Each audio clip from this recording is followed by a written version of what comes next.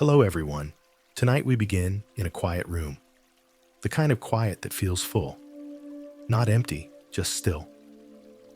You might be lying in bed, the hum of the fan in the background, the soft rustle of the blanket near your cheek.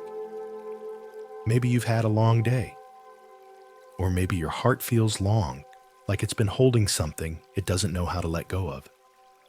Tonight's journey is for those who carry a weight in silence. Grief isn't always loud.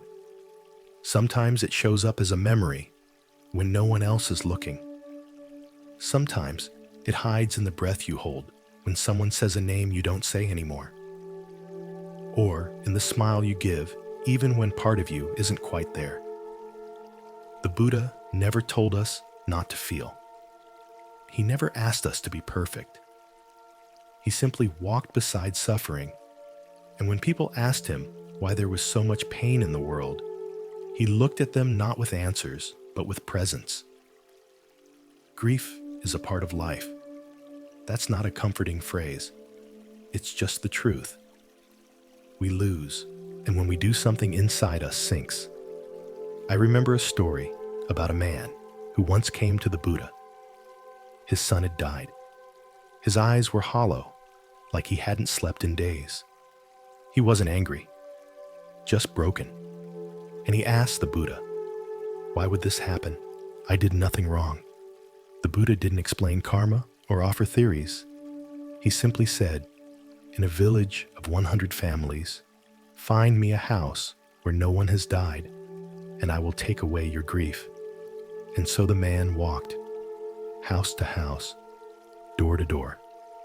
And each family, every single one, had a story. A grandmother, a child, a father, a friend.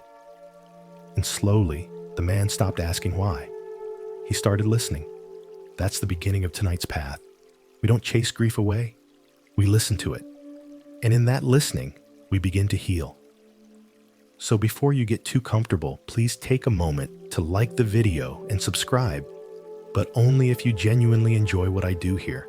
And if you feel like it, share your location and your local time in the comments. It's always a quiet wonder to see how many hearts are listening together from faraway places. Now turn off the lights, maybe turn on a fan for some gentle noise, and let's embark on tonight's journey together. You are here. That's enough for now. Let's begin. Imagine you are sitting beside a small wooden window. Outside, the night air is still.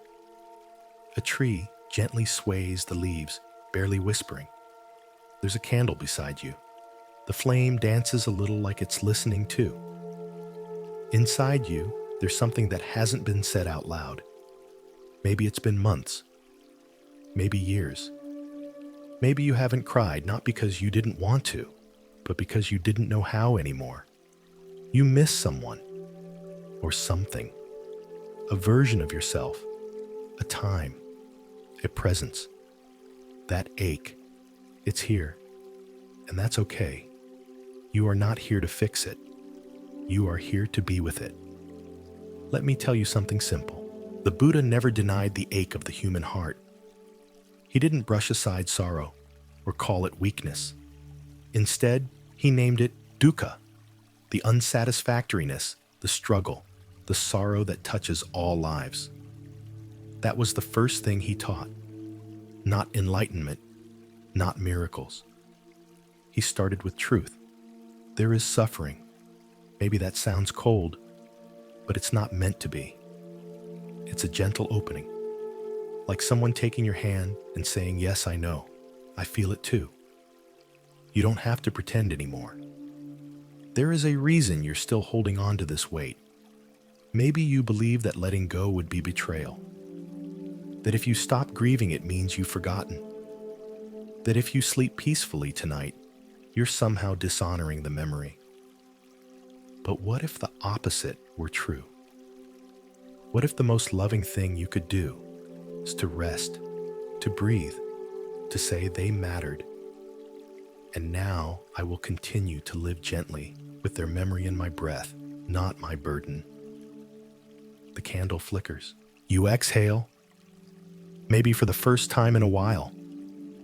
In Buddhism, grief is not rejected. It's met with presence. Tonight, I'm not going to tell you to be strong. I'm just going to sit with you, story by story, breath by breath. And together, we'll look at what it means to let go, not because you must, but because you can. Not by force, but by stillness. Not by forgetting, but by remembering in peace. So stay where you are. Let the night hold you. Let the breath be your only task. Inhale, exhale. Everything you are feeling is allowed here. You are not alone. We will walk together. The room hasn't changed. The candle still burns softly beside you. The quiet still cradles your thoughts. But now, your mind begins to gently turn towards something deeper. You remember the Buddha's first teaching, Dukkha, the truth of suffering. And tonight, you are not running from it. You are meeting it.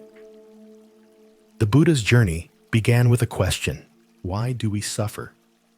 Not just pain from a wound or the ache of hunger, but that ache within the sorrow that arises when someone we love disappears from our world, when change comes too fast, or when we wake up feeling hollow.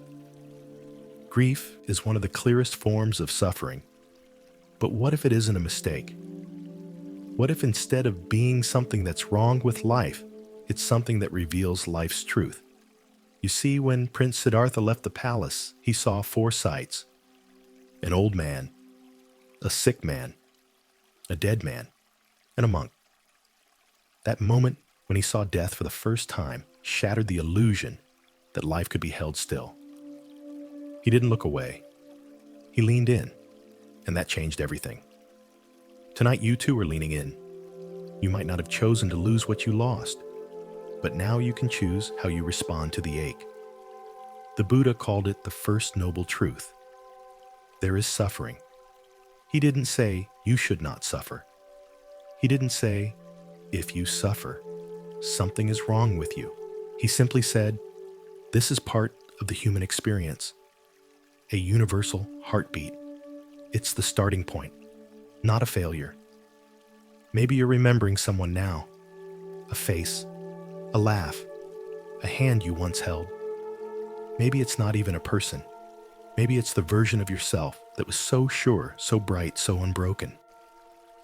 And maybe now you wonder where they went. Grief doesn't have to be loud. Sometimes it's just a silence you carry with you through the day, an invisible bag of memories, a tender weight. Let's breathe with that. Inhale slowly. And as you exhale, allow your shoulders to soften just a little. There's a phrase from the Suta's words, spoken over 2,500 years ago. Sabbe sankhara anicca. All conditioned things are impermanent. It's not a threat. It's a comfort, a reminder. You're not alone in this moment. Every life, every person, every tree and river and cloud, they all pass through time's gentle dissolving. But while they are here, we love them. And when they leave, we grieve them. And that's natural. The Buddha taught that grief arises not just from the loss itself, but from how we hold the loss. If we hold it tightly, if we resist it, we suffer more. But if we hold it tenderly, like cradling a flower that's already wilting, we allow it to be what it is. You might ask, is it wrong to cry? No. Is it wrong to miss them every day? No. Is it wrong that I'm still sad after so long? No, dear one, not at all. Grief doesn't follow clocks. It moves like the tide. In, out, sometimes crashing, sometimes still.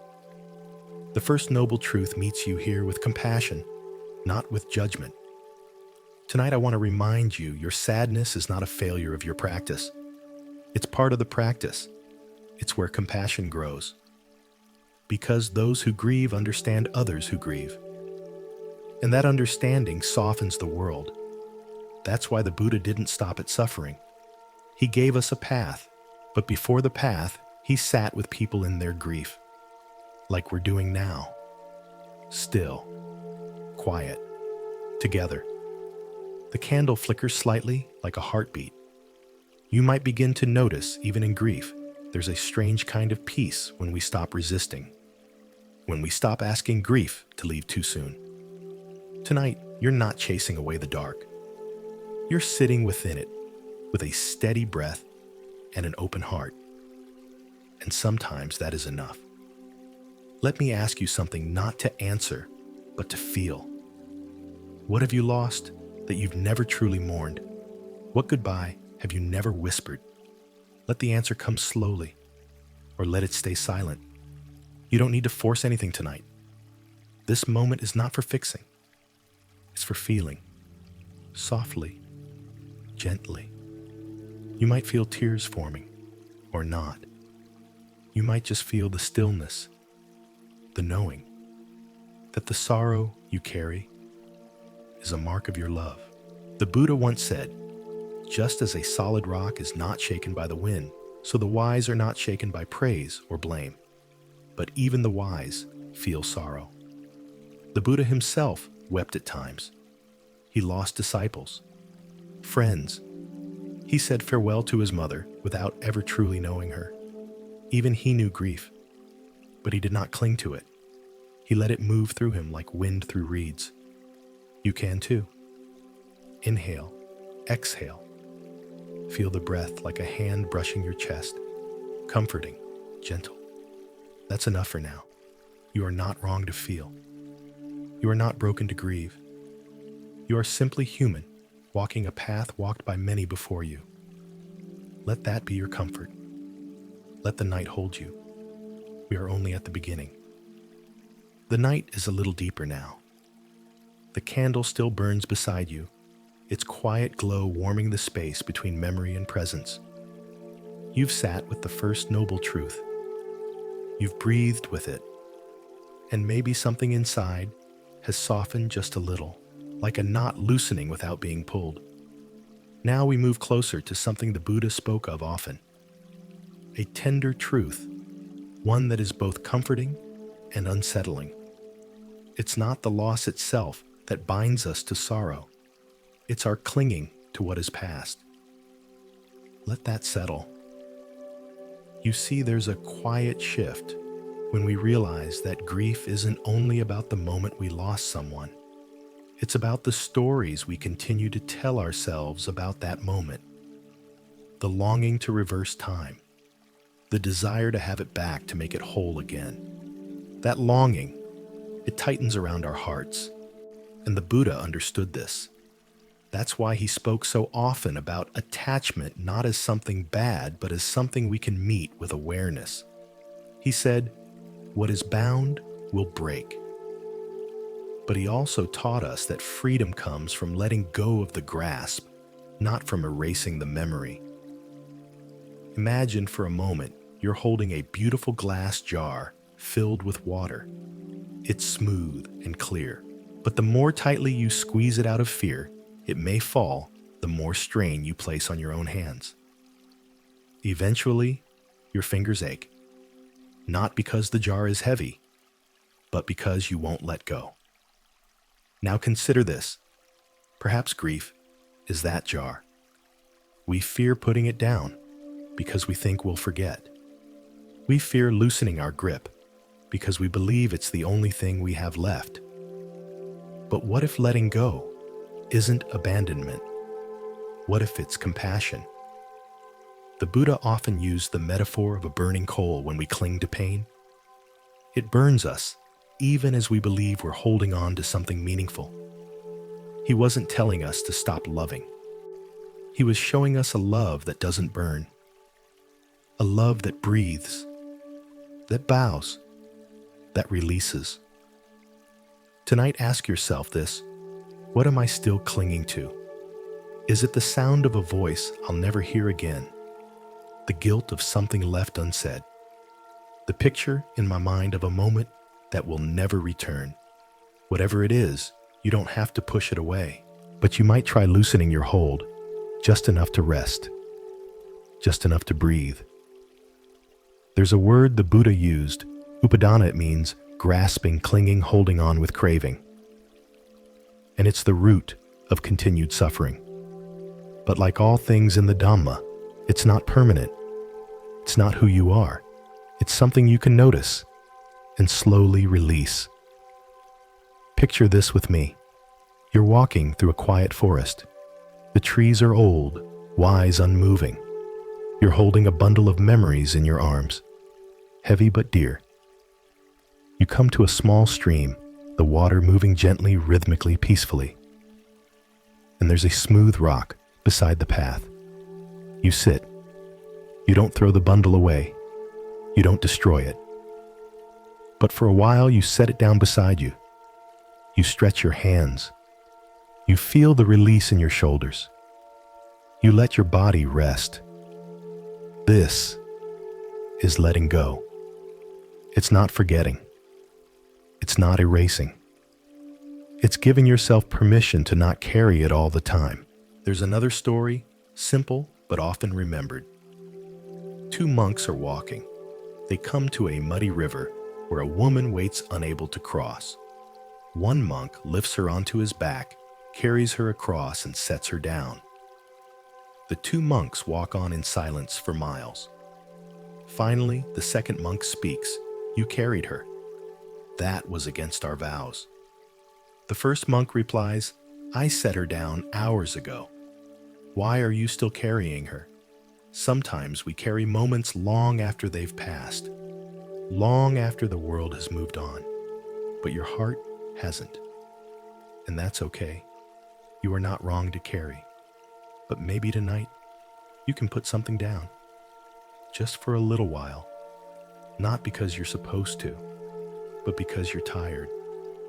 And because the Buddha in his compassion showed us that peace does not come from clinging, it comes from release. Even the breath teaches us this. You breathe in, you breathe out. You never hold the breath forever. You receive, you release. So let your breath teach you what your heart may have forgotten. The mind says, hold on. The Dhamma says, you are safe to let go. Even the sky lets go of the sun each evening.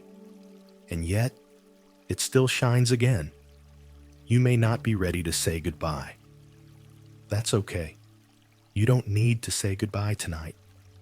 But you might say, I see you. You might whisper, I remember. And then, let that moment float like a leaf on the stream. You don't need to chase it. You don't need to hold it tight. The water will carry it gently, just as you are being carried now. Still, safe, softly. So breathe now and rest in the knowing. You are not losing them by letting go of the pain.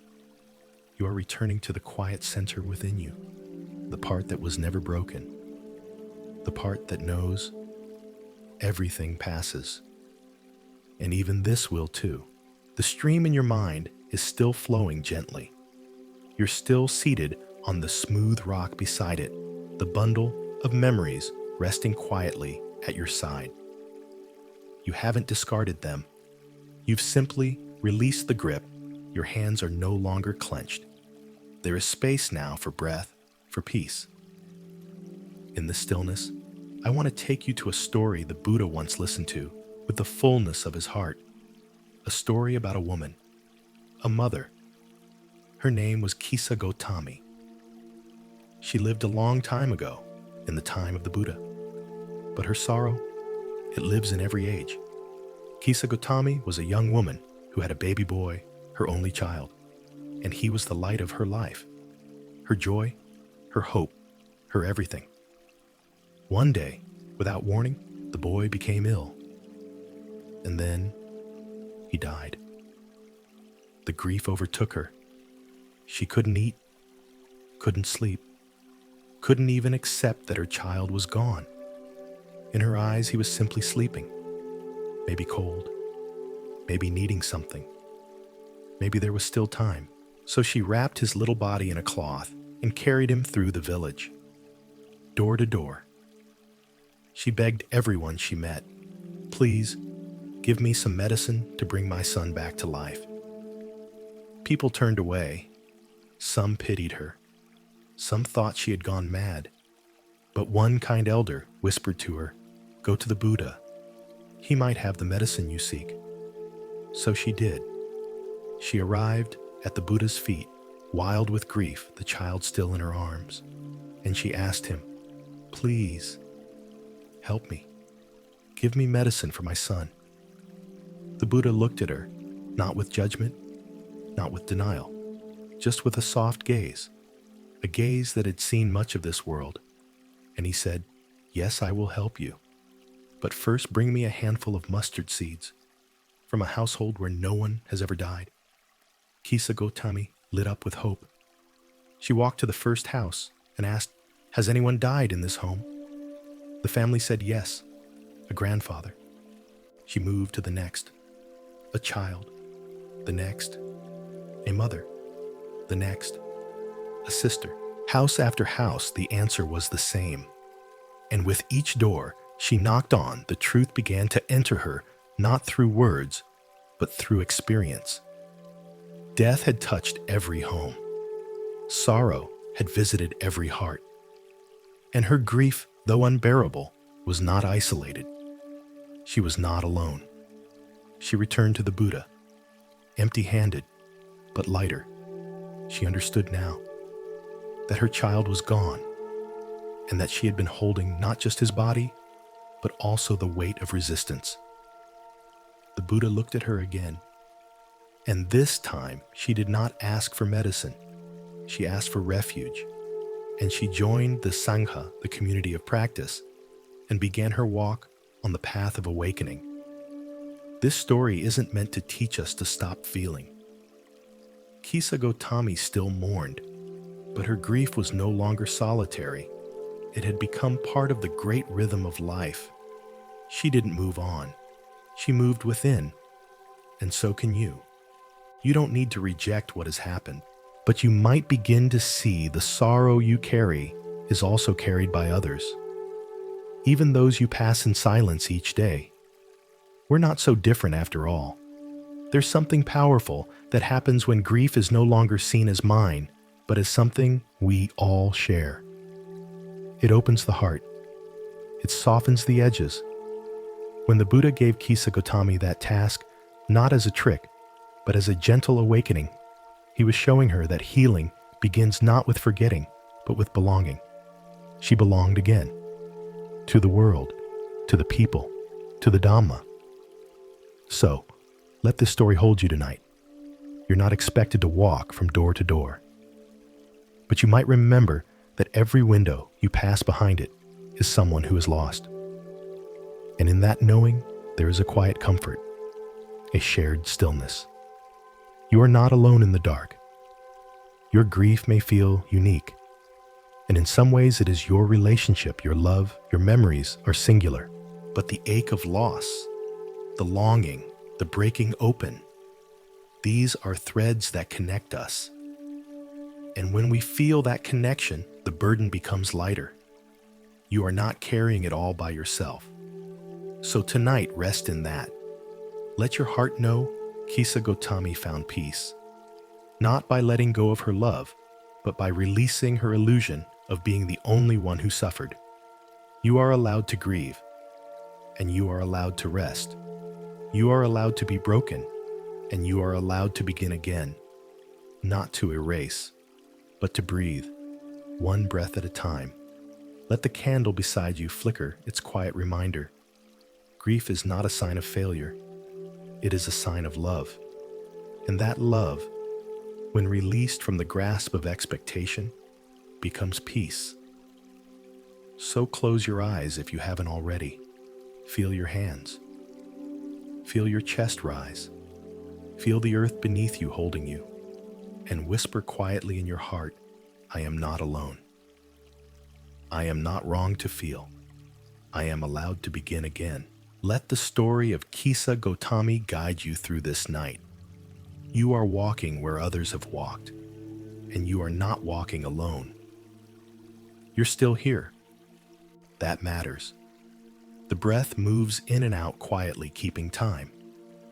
And maybe by now, you've begun to realize something deeper, that grief itself is not a fault. It's simply the natural echo of love. In this space, we allow sorrow to be part of the path. We allow the ache to speak without judgment. And now, let me gently remind you of something the Buddha never taught. He never asked you to silence your sadness. That is so important, especially in times like these, when people so often feel pressured to move on, to be okay, to appear strong and unaffected. But the Dhamma doesn't require masks. The path is not about pretending. It's about presence. Grief is not wrong. It is human. When the Buddha spoke of suffering, he did not mean it as condemnation. He meant it as companionship. He was saying, yes, I see this too. Yes, I know what this feels like. In the suttas, it is said that when the Buddha lost his disciple, Sariputta, his most trusted and wise attendant, he felt a deep emptiness. He spoke of Sariputta's passing with tears, with reverence, with sorrow that had no shame. He did not suppress his grief. He simply allowed it to pass through him like wind through trees. You can allow yours too. Right now, perhaps you're remembering moments that never got a proper goodbye. Or maybe there was no closure. Maybe the goodbye was sudden, or cruel, or unclear. That ache you feel, it does not mean you failed. It means you loved. And where there is love, there is grief. This is the cost of attachment, and yet it is also the beauty of being alive. You may have been told that feeling deeply is a weakness, that tears are to be hidden, that pain should be swallowed. But in the Dhamma, we return to truth. And the truth is this: you are allowed to feel everything, all of it. The sharp longing, the silent questions, the soft, unspoken prayers in the night. There is room for it all here. Let your breath be your witness. Inhale slowly, hold gently, exhale fully. Notice how nothing is forced. The breath teaches you. It does not rush you. It waits. Like the Buddha waited for people to come when they were ready. He never demanded change. He invited it. You don't need to be different tonight. You don't need to push the sadness away, but you can hold it differently, with gentleness, with softness, without turning it into your identity. You are more than your sorrow, but your sorrow is part of your story, and that story is sacred. Let me share something with you that the Buddha's cousin and attendant Ananda once said. He asked the Buddha, "Is it true that having good friends is half of the holy life?" And the Buddha replied, "No, Ananda. Having good friends is the whole of the holy life. Even in the path of awakening, companionship matters. You don't need to walk through this night alone. And even if no one is physically beside you, know this: you are surrounded by others who feel what you feel by the stories we've carried, by the breath that moves in and out in every corner of this earth. You are part of the Sangha, the community of beings walking this path. Let that be your comfort. Let it be your rest. You're not broken for grieving. You're not weak for needing time. You're not behind, and you're not lost. You are simply human. And the Buddha cherished human life.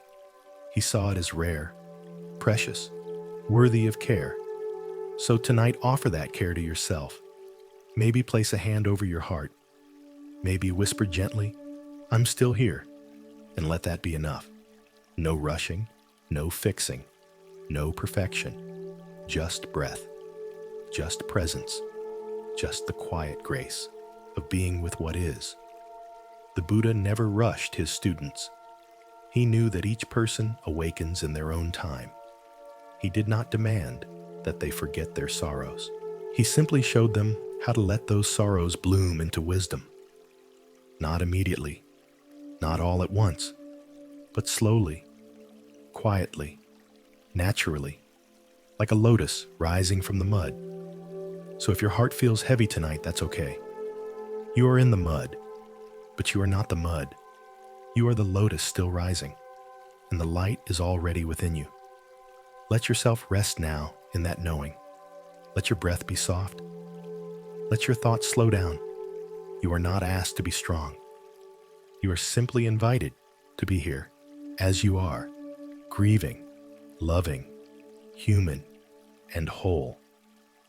The room is even quieter now, not because the world outside has changed, but because something within you has gently settled. The breath moves slower, the heart beats softer. You are learning to be with what is. Tonight, let's return to an image the Buddha often used, simple yet powerful. He spoke of the river of suffering and how one who does not understand the Dhamma is like someone swept away by its strong current. But one who learns to rest in mindfulness, that person begins to build a boat. Let's build yours. Not a grand vessel, not something perfect, just something that floats. Your grief may still come in waves. You may feel fine for hours, then suddenly find yourself staring at the ceiling, heart aching without warning. That's not regression.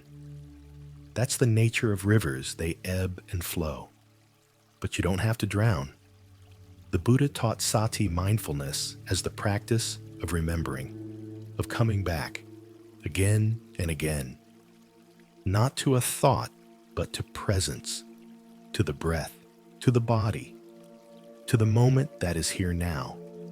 Because no matter how deep your sorrow, it is only in this moment that peace is possible. You might be thinking, but my mind won't stop. That's okay. Let it move. Let it swirl like the water it is, and keep returning to the breath. This is the first plank of your boat. Inhale. Feel the cool air enter your nose. Exhale. Feel the warmth leave your chest. You don't have to force the thoughts away. You only need to remember the breath is still here, even when everything else feels lost. The breath is not a cure. It is a companion, a silent one, a patient one. Let's add another plank to your boat compassion for yourself. Often when grief lingers, we turn on ourselves. We ask, why am I still feeling this? Or what's wrong with me? But the Buddha would have none of that. He saw clearly that pain was not punishment. It was part of the human inheritance. So tonight, offer this thought to yourself. Not loudly, just gently. It's okay to still be hurting. Say it again if you wish. It's okay to still be hurting. This is the second plank of your boat, and you are already floating. Let's place the third impermanence. Everything changes. Every storm passes. Even this grief will not last forever. Not in this shape. Not with this sharpness. It may return in waves, but the edges will smooth. Not because you've forgotten, but because you've grown spacious enough to carry the memory without being pierced by it. The Buddha once said, as rain does not penetrate a well-thatched roof, so craving does not penetrate a mind trained in mindfulness. Let the grief fall. Let the tears rise, but keep returning to your raft, the raft of breath, the raft of compassion, the raft of remembering this will pass. Even now, as you lie in the stillness, notice how the body begins to trust the bed beneath it. The muscles no longer brace. The jaw softens. The shoulders settle. You are learning to float. And if the river still pulls, that's okay too. You have your boat. You have your path. You have your practice. And you are not alone. The Buddha once taught his monks, just as a man who is crossing a river with a raft does not carry the raft on his back. Once he reaches the far shore, in the same way the teachings are to be used for crossing, not for clinging. even the teachings, must eventually be let go. But tonight, let them carry you. Let them hold you gently through the waves. This boat you're in, it's not only made of breath and kindness, it's also made of every being who's walked this path before you. Every tear that has ever fallen, every name whispered into the darkness, every quiet moment of awakening.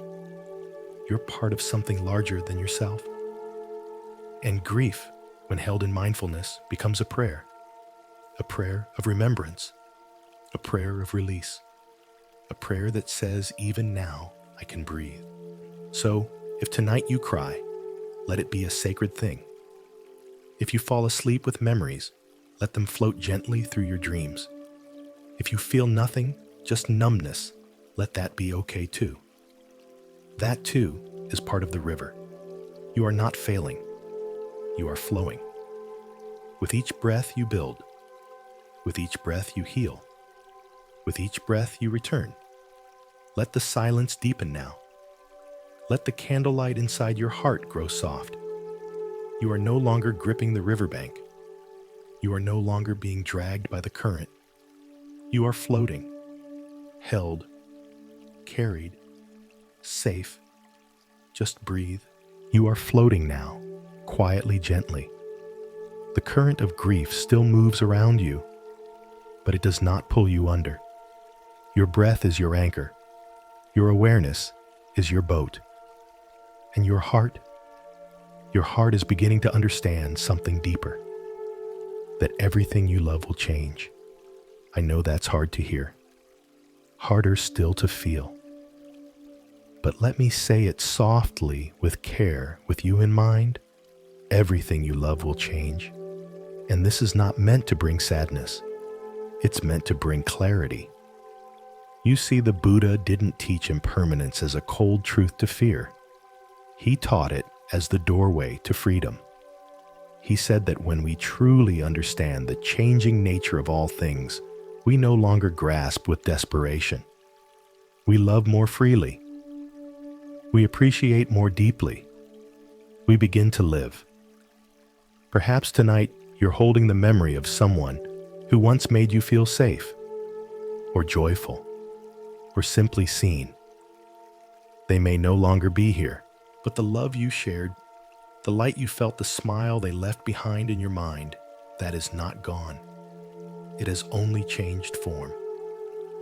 The Buddha once taught that all things, feelings, thoughts, bodies, even relationships are like dewdrops on a blade of grass at dawn. They shimmer, they reflect the morning sun, and then they dissolve. Does that mean they weren't real? No. It means they were precious. Because of their impermanence, the heart breaks because it loved something impermanent. And still, it was love. So tonight, let us honor what has changed. Let us not turn away from it. Let us bow to it.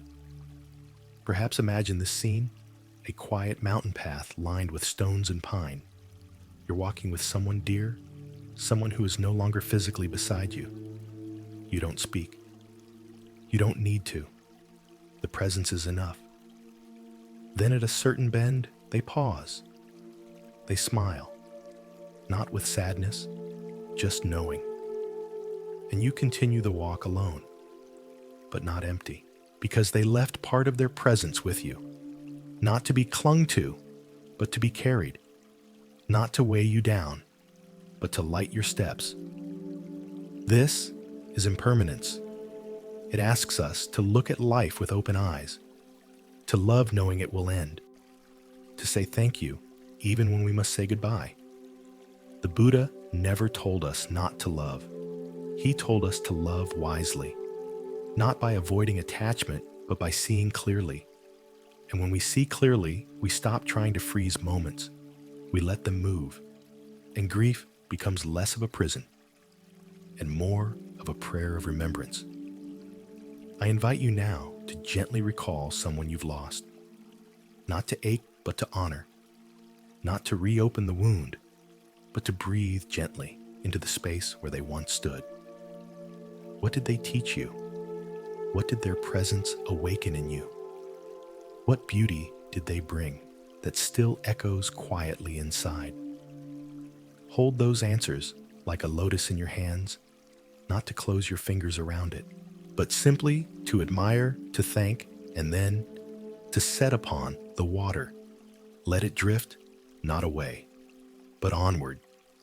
Impermanence doesn't mean absence, it means change. And when you stop fearing change, you begin to live in harmony with life itself.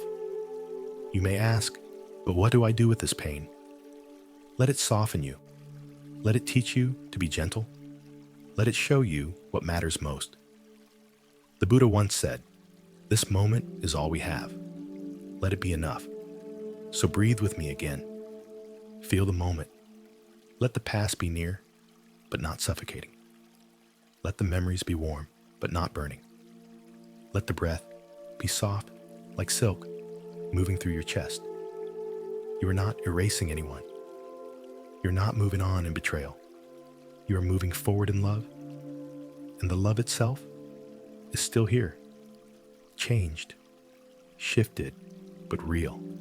Let it shape you. Let it open you. And as the night deepens, let this truth become your lullaby.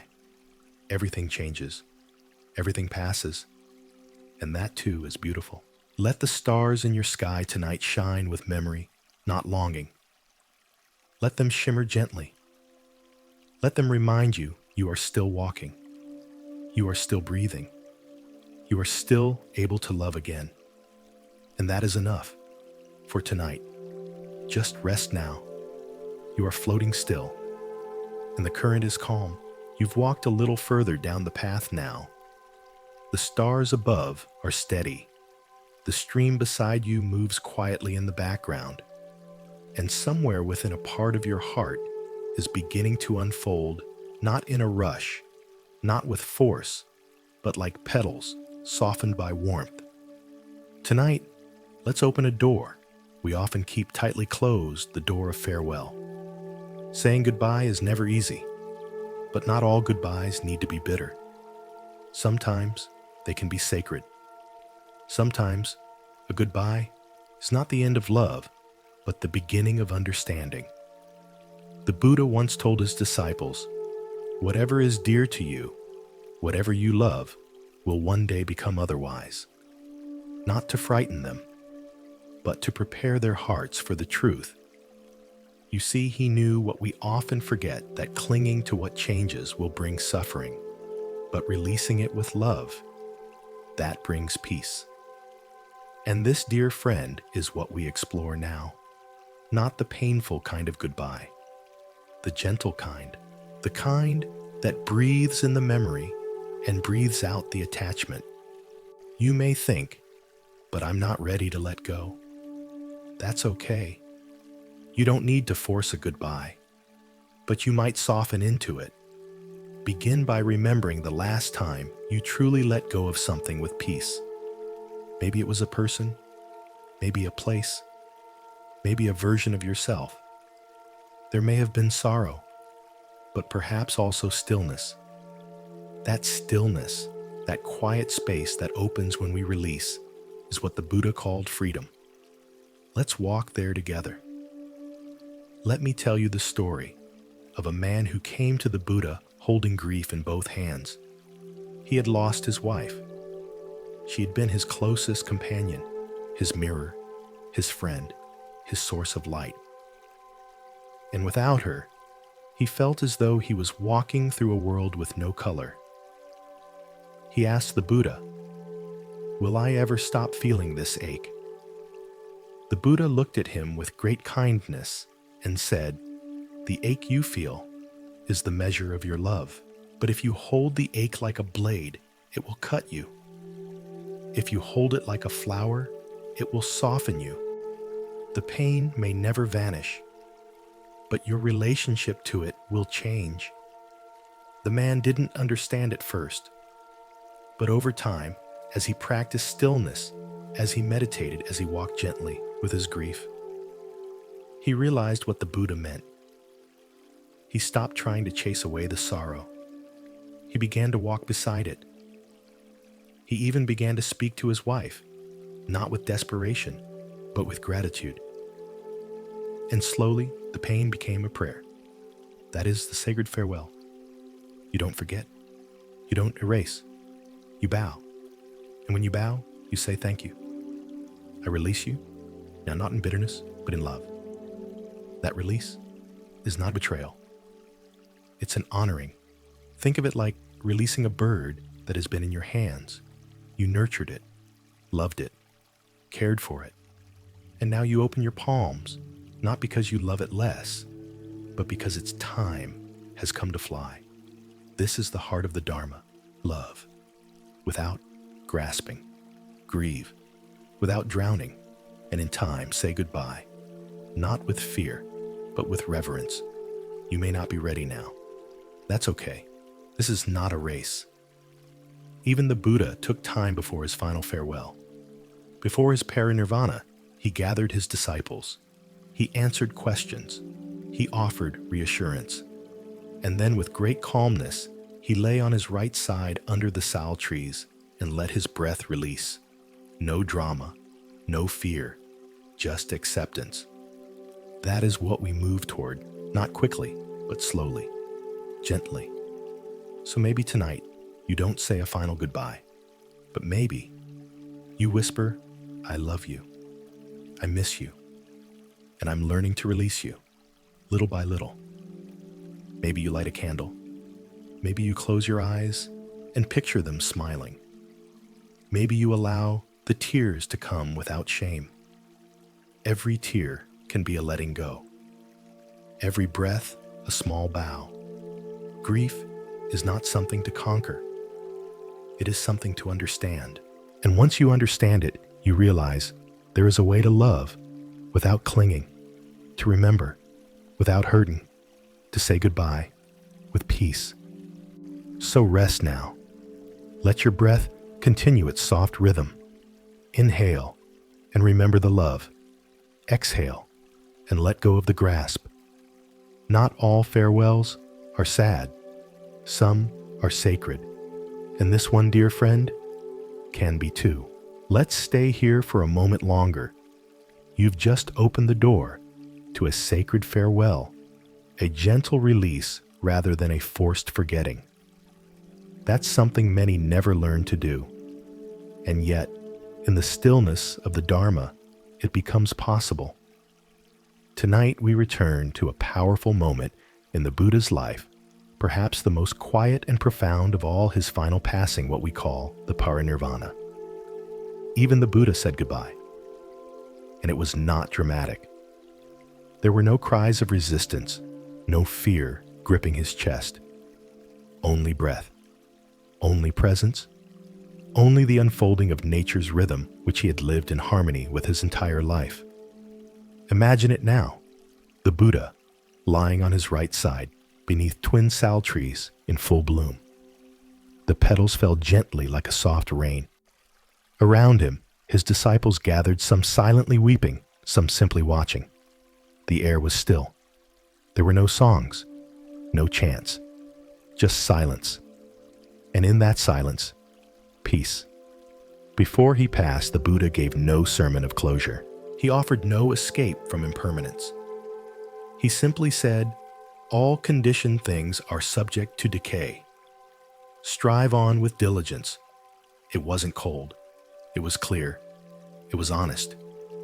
He was telling us this is the nature of things. Everything changes. And that's not something to fear. It's something to understand. Because once we understand it, we stop resisting. And when we stop resisting, we are free. You may be wondering, how can death ever be peaceful? The Buddha showed us how, not by running from it, not by denying it, but by meeting it with full awareness. To him, death was not the opposite of life. It was a part of life. And when we learn to accept death, not just of people, but of moments, relationships, seasons, identities, we begin to live more fully. Letting go is not something that happens only once. It's something we learn to do again and again. Every exhale is a letting go. Every nightfall is a letting go. Every goodbye, every tear, every smile after the tear, each is a practice of return. So tonight, as you rest beneath your own sal tree, wherever you may be, I invite you to imagine the Buddha lying there beside you. Not to preach, not to teach, but to simply be, to breathe with you, to remind you wordlessly that all things pass and that there is peace in that passing. His body aged, his breath slowed, and yet his presence remains. This is the paradox of loss. Even when the form disappears, the essence, the truth, the love, these do not vanish. They live in memory. They live in the heart. They live in every kind act done in their name. You may have lost someone, and perhaps you carry the ache like a shadow that won't lift. But what if that shadow is not meant to be erased? What if it is simply a reminder of the light that once stood in its place? Even the Buddha cast a shadow, and yet we follow his light. Let that comfort you. You are not walking alone. You are walking in the quiet footsteps of one who understood suffering so deeply that he learned how to walk beyond it, not with force, but with stillness. Let the stillness deepen now. Let the story of his passing remind you that nothing needs to be pushed. You do not need to rush to peace. It will come. Like petals falling from the sal tree, like sleep coming at the edge of exhaustion, like a long-held breath finally released. Tonight, perhaps you say nothing at all. Perhaps you just lie there, eyes closed, knowing that even the greatest teacher bowed to impermanence. Even he said goodbye. And if he could meet it without fear, perhaps we can too, in time, with breath, with gentleness.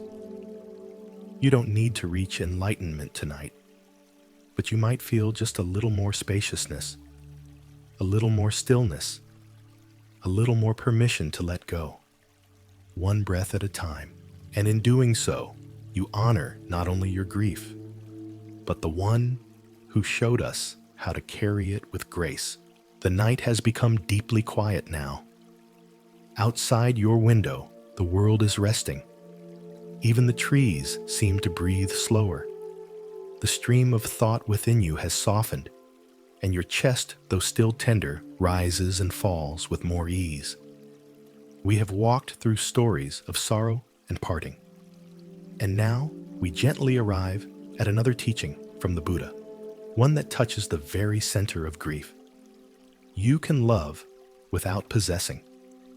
This idea may seem distant at first. How can we truly love and yet not hold tightly?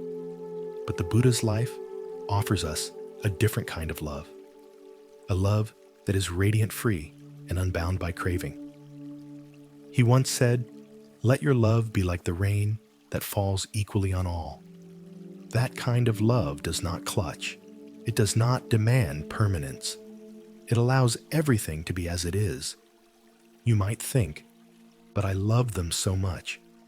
I couldn't help but cling. Of course, that's the nature of our hearts. They hold tight when something feels precious. When someone becomes a part of our world, a part of our breath, it's natural to want to keep them close. But the Buddha taught that love becomes suffering only when we bind it to expectation, to control, to permanence. And when we begin to loosen that bind, we discover something surprising. Love doesn't vanish, it changes shape. Let's imagine a scene together. A small child sits by the shore building a castle out of sand, each tower carefully shaped, each wall protected from the tide.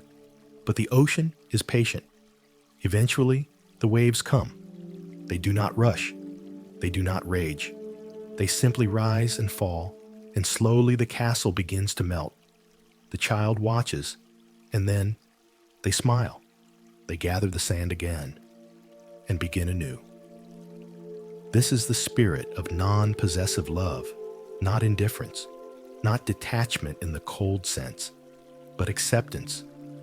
You see, to love deeply without clinging is not a denial of grief. It's the transformation of it. It's saying, I loved you while you were here, and I love you still. Not by holding on to your form, but by letting your presence become part of my own. The Buddha loved his disciples. He cared for them deeply. He taught them with patience. He listened to their fears, their joys, their doubts, but he did not possess them. He never asked them to follow him out of obligation. He never tried to freeze their growth or hold their hands too tightly. He simply walked beside them until they were ready to walk alone. And when they left, he let them go. That is the beauty of non-clinging love. It trusts. It trusts that nothing truly good is lost. It trusts that what was real will leave an imprint. It trusts that we can carry love forward without binding it to form. So perhaps tonight you begin to feel the possibility of this. You do not stop missing them, but you stop grasping. And that difference, so subtle, so small, changes everything. You are no longer holding the past with fists. You are holding it like a prayer in open palms. You are allowing the memory to sit beside you, not weigh upon you. You are letting love breathe. Let's practice it now. Bring to mind someone or something you've loved and lost. Let the image rise naturally. Don't force it. Feel whatever arises. Sadness, longing, tenderness. Allow it all. And now gently repeat these words within I love you. I thank you. I do not need to possess you to keep you. Again, I love you. I thank you. I do not need to possess you to keep you. Let the words rest in your chest, like incense smoke rising and fading, but leaving a trace of fragrance behind. This is the kind of love the Buddha showed us. A love that lets go of form, but never of presence. A love that does not bind, but frees. So tonight, let that be enough. You are not letting go of love. You are letting go of the fear of losing it. And in that letting go, you find something deeper. Stillness, peace, a breath that no longer trembles, a heart that no longer begs, just love, still here, still whole, even now. The stillness deepens. The breath moves on its own, now quiet, steady, without effort. Like a stream winding through the hills, not rushing, not needing to arrive, just flowing. And perhaps, for the first time in a long while, you are beginning to see your grief differently. Not as a wound to hide, not as a weight to cast off, but as a doorway. Tonight I want to open that doorway a little wider, not to rush you through it, just to let the light peek in. What if your grief was not a punishment, not a burden, not something wrong with you? What if your grief was the beginning of compassion? The Buddha once said, as a mother would protect her only child, even at the risk of her life, so let one cultivate a boundless heart toward all beings. It is no accident that he used the love of a parent, a love often forged in the fires of loss, as the image for compassion. Why? Because grief opens the heart. It softens the edges. It strips away the stories, the judgments, the noise, and what's left tenderness. Raw, open human tenderness. The kind that hears someone else's silence and understands. The kind that sees another person's downcast eyes and doesn't turn away. If you've known grief deeply, you've been given a gift. Not a gift you asked for. Not one you would wish on anyone else. But a gift still. Because now, you can see others more clearly. You know how to sit beside someone in pain and not try to fix them. You know how to hold space for sorrow without crowding it with advice. You know what it's like to need a hand and what it means when one quietly reaches out. This, the Buddha would say, is karuna compassion, not pity, not sadness, but the natural response of the heart awakened by shared suffering. And that heart is within you now. Maybe it's been hidden beneath the ache. Maybe it's been numb. Maybe it hasn't spoken in a long time. But it's there, and your grief has been knocking on its door. Not to break it down, but to open it.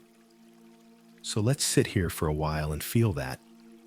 Not the sharpness of loss, the warmth of what it's shown you, the understanding that every person you pass is holding something unseen, the awareness that kindness matters, that softness is strength, that being here, listening quietly, breathing gently, that too is an offering to the world. You may never forget your loss. You may never fully stop aching, but now you can begin to offer your presence, not from a place of trying to be useful, but from a place of truth.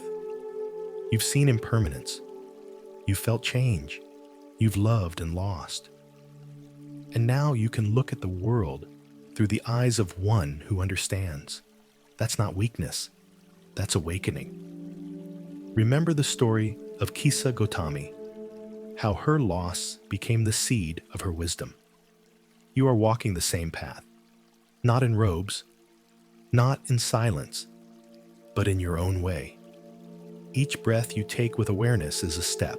Each moment you resist the urge to close off is a bow to life. Each time you soften instead of harden, you grow. The Buddha never promised a life without sorrow.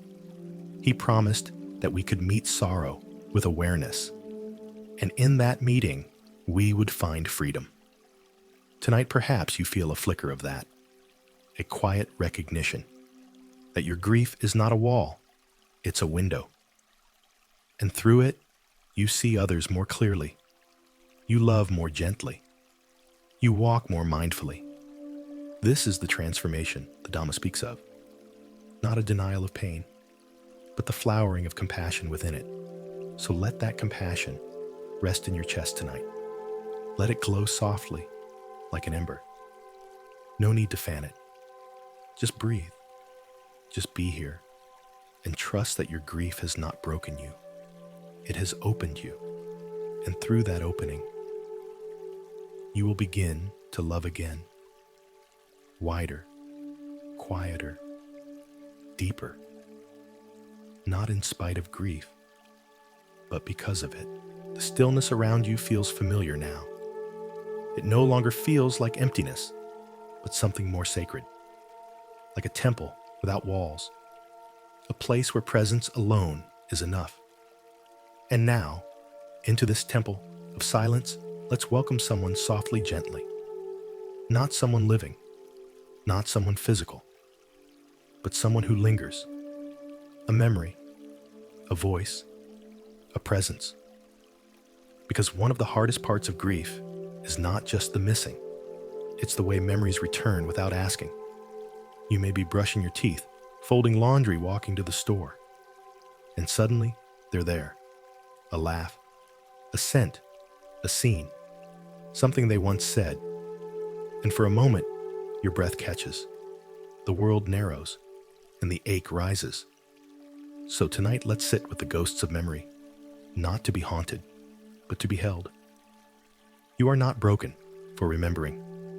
You are not weak for still feeling. In the Dhamma, nothing is rejected. All is seen, all is held, all is gently known. The Buddha never said, erase your past. He said, see it clearly, with wisdom, with equanimity. That means we don't run from memories, we let them come. And we learn to receive them with softness. There's a phrase in the teachings, yoniso manasikara. It means wise attention, to meet the moment not with fear, but with understanding. So let's practice wise attention tonight. Let your mind If it wishes, bring forth someone you've lost, someone whose absence still echoes. Don't push it. Let it rise like steam. Let it take shape like morning mist. It may bring tears. That's okay. Or it may bring peace. That's okay too. Notice how your body responds. Where does the memory land? Your throat, your chest, your hands. Just observe. Breathe with it. You are not trying to fix anything. You are just being here with them and with yourself. This is one of the most healing acts you can offer presence without resistance. You don't need to change the memory. You don't need to turn away. You can say silently, "Hello again. I see you. Thank you for visiting." Sometimes when we welcome the ghosts of memory with kindness, they stop being ghosts. They become part of the living rhythm within us. They remind us of what we've loved. They remind us of who we still are. Let me share a small story with you. There was once a woman who had lost her father. Many years later, she still found herself startled by the memories that surfaced, how he hummed when he cooked, how he folded paper napkins, how he always checked the door twice before leaving. For years, she pushed the memories away. It's been so long she'd scold herself. Why am I still thinking of him? But one day, while meditating, a thought arose not from the outside, but deep within. Maybe he isn't coming back to hurt me. Maybe he's coming back to thank me. From that day forward, she stopped resisting. When the memories came, she listened. When the grief whispered, she bowed. And over time, the ache softened. The silence between memories became wide enough to breathe in. You can offer yourself the same grace. Every memory that returns is not a punishment. It's an echo of love. The Buddha knew this. When he visited places from his past, he remembered. He walked the garden where he had played as a prince. He saw the tree where he had once sat in despair. He revisited the deer park where he gave his first teaching. And each time he bowed, not to cling, but to honor. Let your memories be a space of bowing, not regret, not self-judgment, just quiet gratitude for what once was. This doesn't mean the pain disappears. It means you are no longer at war with it. You are sitting beside it, breathing with it, offering it tea. So tonight, if a memory comes, don't turn it away. Welcome it like a friend returning in the night. Let it stay as long as it wishes. And when it fades, breathe. There's no need to grasp, no need to force, only to allow. The ghosts of memory are only frightening when we close the door. But when we open it softly, kindly, they become ancestors of the heart, teachers of impermanence, messengers of love. So rest now. Let your memories be present. Let your breath be steady. You are not alone. Even here, even now, you are accompanied by all you've loved, by all you've learned, by all that still lives within you. In peace, there's a hush within you now. Not emptiness, but spaciousness. The kind of silence that doesn't ask anything of you. It just welcomes you to stay, to soften, to be. And maybe after sitting with the ghosts of memory, something is beginning to shift. Maybe you're starting to realize you are not broken because you grieve. So many carry this hidden fear that sorrow is a flaw. That feeling deeply is a mistake. That time should have healed them by now. And when it hasn't, they wonder if something is wrong inside. But let me tell you, as gently and clearly as I can, you are not broken. Grief doesn't mean you failed. It doesn't mean you're weak. It means you dared to love something impermanent. And now, your heart is learning how to continue loving even in absence. The Buddha never scolded grief. He never asked people to move on or get over it. He simply taught them to meet it with awareness, with compassion, with truth. You see, the teachings don't erase your emotions. They offer you a mirror to see them more clearly. In the mirror of the Dharma, you begin to notice this pain isn't permanent. This sorrow isn't shameful. This heaviness doesn't define me. You are not only the ache, you are the space holding the ache. In that space, your awareness, your breath, your quiet willingness to sit and listen, that space is vast. So much bigger than you think. Maybe no one ever told you this, but I will. You are allowed to grieve and still be whole. You are allowed to cry and still be wise. You are allowed to feel lost and still be on the path. Some of the Buddha's most devoted disciples had moments of great sorrow. Even monks, even arhats felt longing and confusion and tears. It wasn't failure, it was life, and they continued walking. So can you.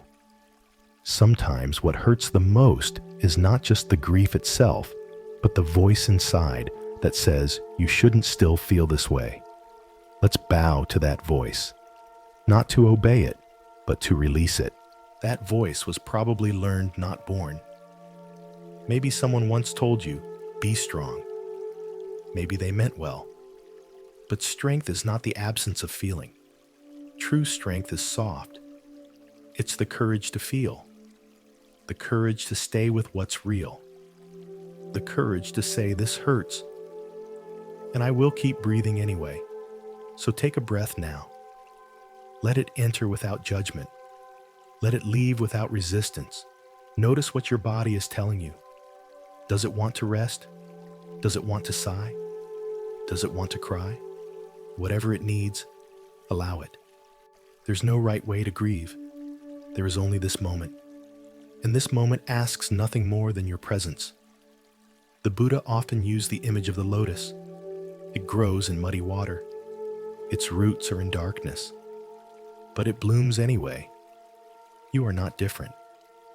You may feel like you're buried in the mud of memory, pain, confusion. But look at you still blooming, still breathing, still listening to the gentle truth of the path. You are not broken. You are unfolding, one breath at a time. Let the breath remind you. Let the silence support you. Let the teachings reassure you. You are not behind. You are not too slow. You are right where you need to be. Here, now, with everything you feel and everything you are becoming. You are still walking, still opening, still healing. You may carry your grief for a long time, but you do not need to carry it with blame. You can carry it like a stone, worn smooth by rivers. Something once heavy, now softened by time, by tears, by tenderness. So rest now. Let that truth sink deeper. You are not broken. You are becoming. And that too is sacred. The body too remembers. Even when the mind begins to understand, even when the heart starts to soften, there are places in the body where grief quietly lives. Sometimes it hides in the chest, a tightness that doesn't quite go away. Sometimes in the shoulders, always bracing for something. Sometimes in the throat, holding back words that were never said. Tonight, we listen not just with the mind, but with the body. Because your body has walked this grief with you. It has held your tears. It has felt the absence in its bones. And it has continued day after day to breathe. The Buddha taught that mind and body are not separate. They move together. They influence one another. They suffer together. And they heal together. This is why we practice with awareness of the body, not to control it, but to listen, to befriend it, to bow to the quiet messages it sends. Right now, take a moment to notice, where is your grief sitting? Is it in your stomach, like a stone? Is it in your neck, like a knot? Is it in your chest, like a pressure? Is it spread thin, like a gentle weight across your limbs? Don't rush to fix it. Don't try to breathe it away. Just greet it. Simple hello. A soft acknowledgement, I feel you. The Buddha once said, "Within this very body 6 feet in length lies the world, the origin of the world, the cessation of the world, and the path leading to the cessation of the world." He wasn't speaking poetically.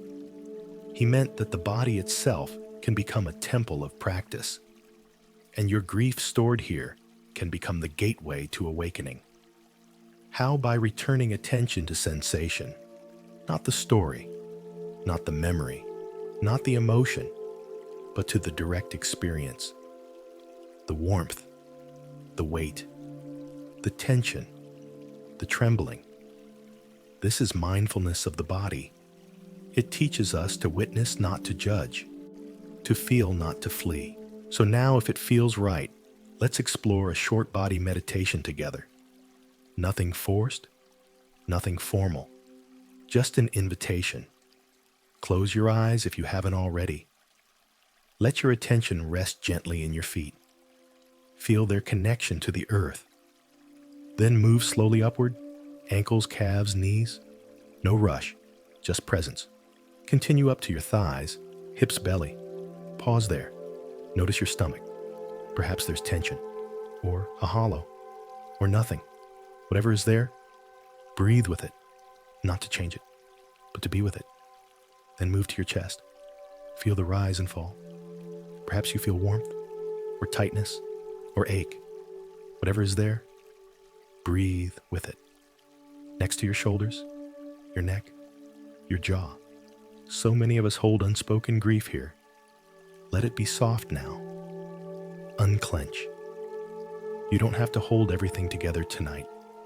Then to your face, your forehead, your scalp. Feel the breath reaching all the way through you. You're not fixing. You are witnessing. And that in the Buddha's path is enough.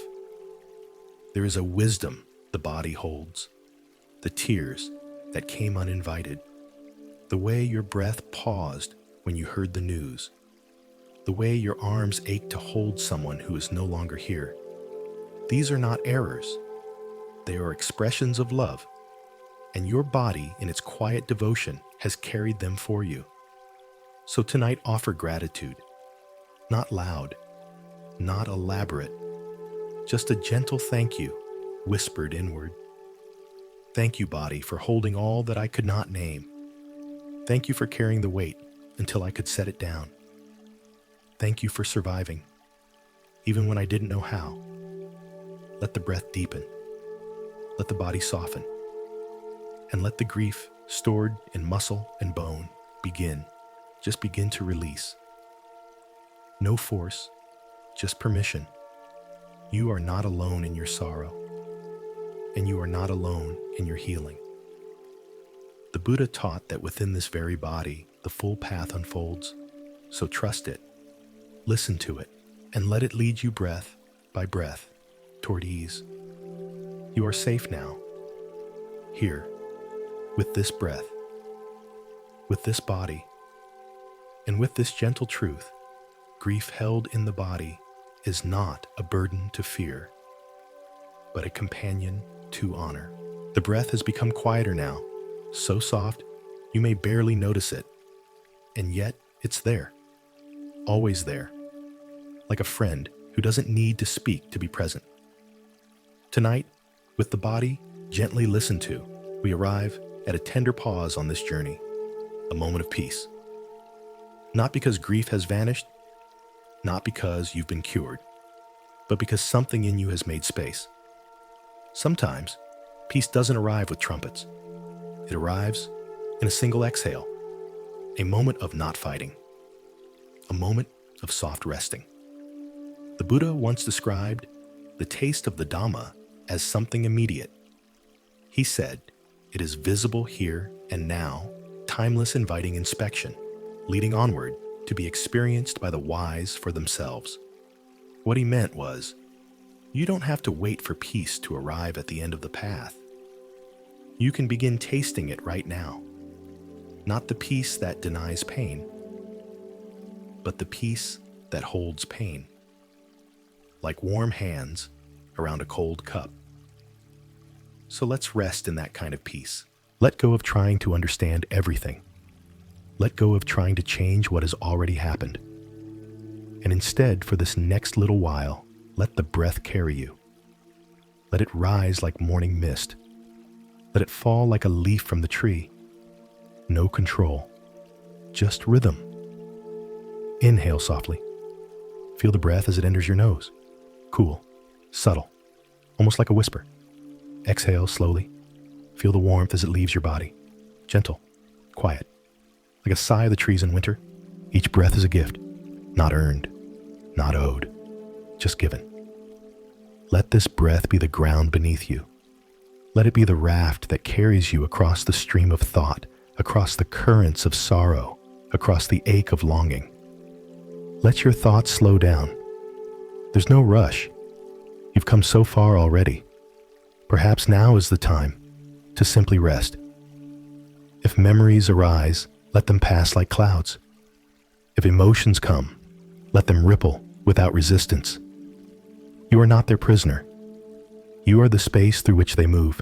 The Buddha described this space as boundless, like the sky. No matter how many storms pass, the sky remains. So too your awareness. Still, spacious, unharmed. And in that awareness, peace is possible. Not as escape, but as presence. This peace does not need to be strong. It does not need to last all night. Even a moment is enough. A moment where the heart does not grasp. Where the breath flows without fear. Where the mind simply watches and says, ah. This too is part of the path. If it helps place a hand over your heart, feel its gentle rhythm. It has carried you through more than you realize. Thank it. Let it know that tonight it does not have to carry everything alone. You are here with it. You are both here together. Rest now. Let peace settle not like fireworks, but like snow. Quiet, soft, covering everything with a hush that says, you don't need to fight tonight. You don't need to fix anything. You can just be, and in that being, you are enough. In that stillness, healing begins. Not by changing who you are, but by remembering there is nothing wrong with you. You are not behind. You are not broken. You are a human being, grieving, breathing, awakening. And for now, let that be all. Let that be more than enough. Let peace tuck itself around you like a blanket. And breathe. Just this. Just now. Just breath. And new gentleness is present now. The kind that doesn't need to explain itself. Like a breeze through half-open windows, or the scent of earth after rain, quiet grounding true. Tonight we meet one more companion on this journey, the kindness of the present moment. You see, when grief stays long, the mind often drifts to the past, what was lost, what was said, what wasn't.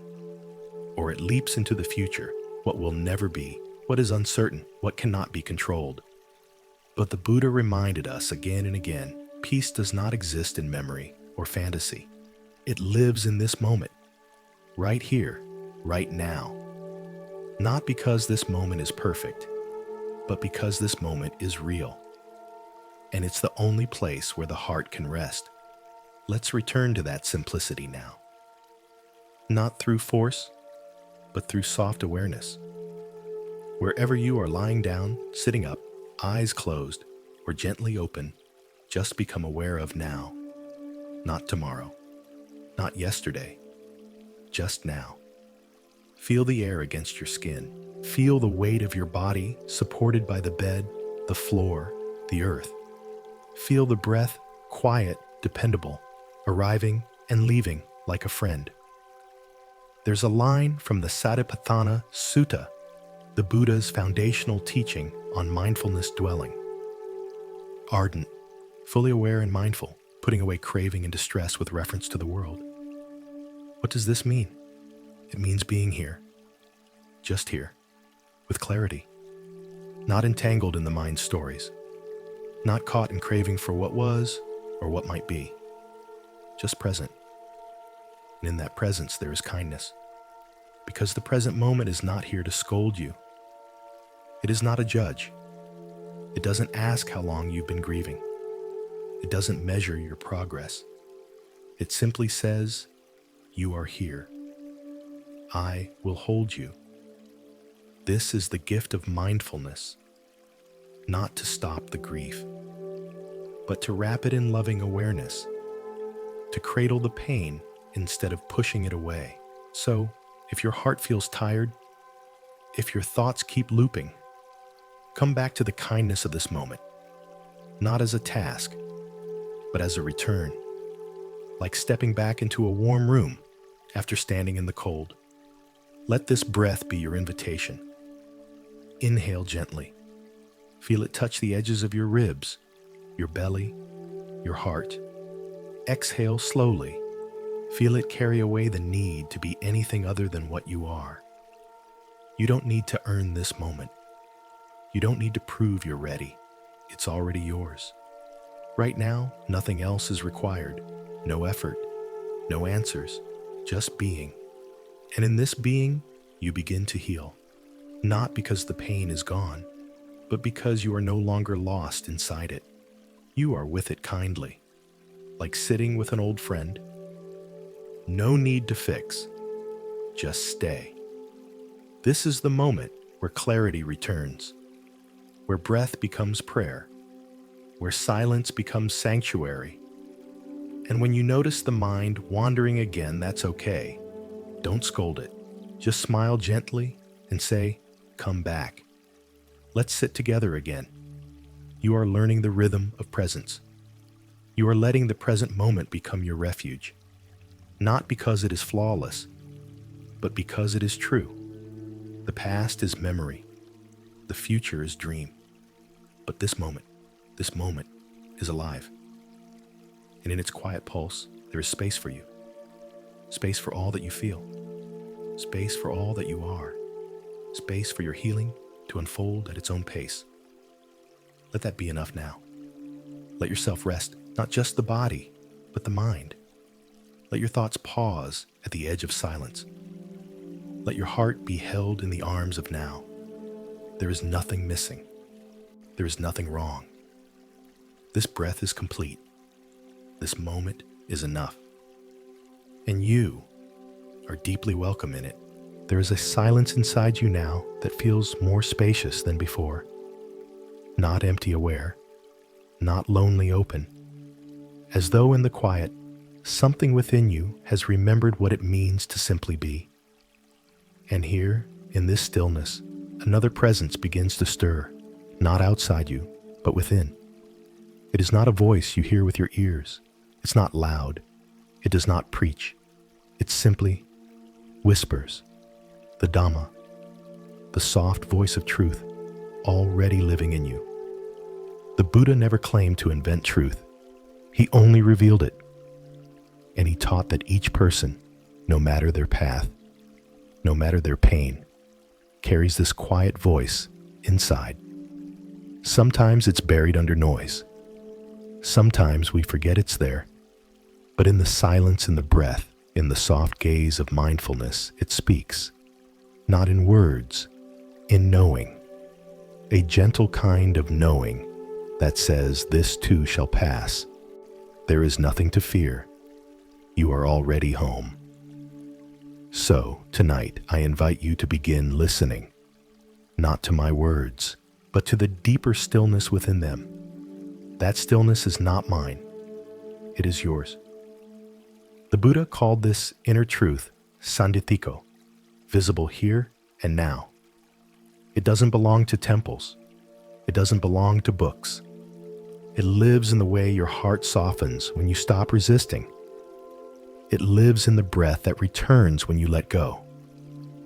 It lives in the part of you that even in sorrow is still awake. You don't have to become spiritual. You don't have to adopt labels or roles. You only have to listen. to the quiet voice of the Dhamma already blooming within you. It may say, slow down, forgive, be kind to yourself. You are safe, not dramatic, just true. You may wonder, but how do I know if I'm hearing truth or thought? Truth feels like relief. Thought feels like tension. Truth arrives with no pressure. It doesn't demand. It doesn't argue. It simply rests in you, like sunlight on still water. Sometimes it arises in meditation, sometimes in nature, sometimes in heartbreak, but it is always pointing you back to what you already know. That underneath all sorrow, there is still peace. That underneath all fear, there is still presence. That beneath your grief, your essence remains untouched. Let that sink in. You are not the grief itself. You are the one aware of grief. You are not the storm. You are the sky and the voice of the Dhamma. It does not give you new answers. It brings you back to what you've always known. You've just forgotten. So if you wish, place a hand over your heart again. Feel its rhythm. That too is the Dhamma. A body that knows how to breathe. A heart that keeps beating even after it's been broken. A mind that longs to return to stillness. It's all part of the path. All part of your wisdom. There's nothing outside you that you must chase. The Buddha didn't ask his followers to believe in him blindly. He asked them to see for themselves. Ehi passiko, come and see. So tonight, do just that. Don't try to grasp the teachings. Just come and see. Let the soft voice inside you speak. It may not say much. It may not use words. But if you listen closely, you will feel it. A warmth, a space, a sense of returning. That is your inner refuge. It's always been there. And it's always available. Especially in grief. Especially in stillness. Especially tonight. So rest now. Let the voice within whisper what you need to hear. Not from outside, but from the silence you've carried all along. Let it speak. Let it soothe. Let it bring you back. There is a hush inside you now that feels like a return. You haven't traveled far, not in miles, but something in you has shifted. A softening, a quiet acceptance, a kind of inner bowing to what is. Tonight, I want to invite a small thought into your stillness. Just imagine gently, without force. What if the Buddha were sitting beside you right now, not on a distant mountain, not surrounded by disciples or bathed in golden light, just here, in your room, in your ordinary, beautiful human life? He wouldn't need to say much. He wouldn't need to explain. He would just sit, still, calm, present, and you. You might cry. You might not say anything at all. You might just sit beside him, not with fear or reverence, but with something much more tender relief. Because when the Buddha is near, there's no pretending. You don't have to act brave. You don't have to hide your grief. You don't have to get it all together.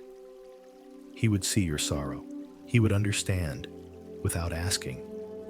And in that understanding, something in you might soften even more. Because that's what happens when you're seen, really seen. The Buddha would not fix your grief. He would not erase your memories. He would not give you answers that cancel out the ache. But he would offer something deeper presence. He would breathe with you. He would sit with you. He would wait with you until your own breath, your own awareness, your own heart could begin to feel safe again. He might say quietly, there is no path to peace. Peace is the path. And suddenly you'd realize you're not walking toward peace. You're walking with peace, step by step, breath by breath. Right now, even in grief, especially in grief, because that's where the teachings become real. When the mind stops racing, when the heart stops resisting, When the body says, "I'm tired," and you listen, the Buddha isn't only a statue in a temple. He is the stillness you feel when you're not trying to escape. He is the silence between your thoughts. He is the kindness you offer yourself when no one is watching. He is the part of you that knows how to return. Let that comfort you tonight. Let the image of him sitting beside you be a mirror. You don't need to change. You don't need to achieve. You only need to be here with what is. And if your breath shakes, he would not flinch. If your eyes filled with tears, he would not turn away. He would remain unmoved and fully present until you remembered, I am not alone. That's what the path offers, not escape from suffering, but companionship within it. You don't need to find a perfect version of yourself to be worthy of peace. You only need to return to this moment, this breath, this presence. The Buddha once said, "You can search throughout the entire universe for someone who is more deserving of your love and compassion than you are yourself, and that person is not to be found." Let that be your mantra now. Let it settle in your bones. I am worthy of compassion, even now, especially now.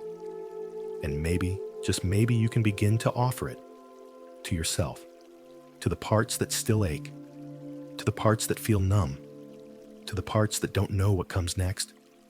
Let it all be held in the lap of presence.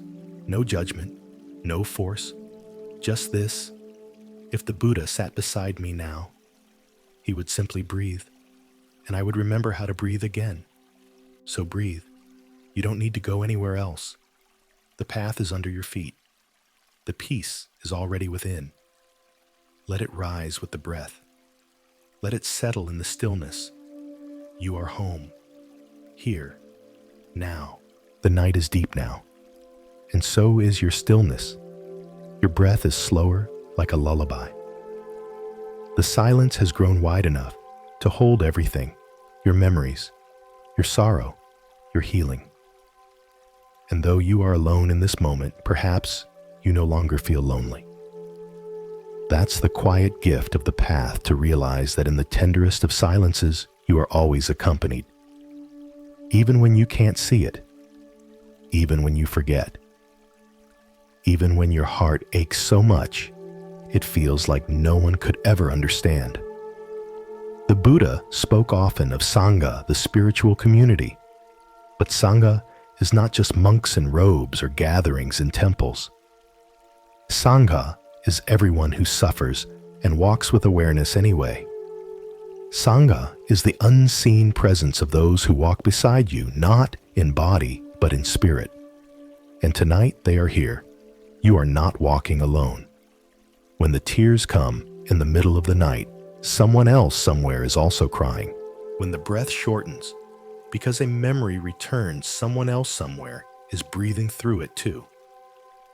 When the ache feels unbearable, someone else somewhere is bearing it with you. This is the great truth of shared suffering, and within it, shared awakening. Because the more we understand that we are not alone in our grief, the more compassion begins to grow. Not pity, but connection. The kind that doesn't need words.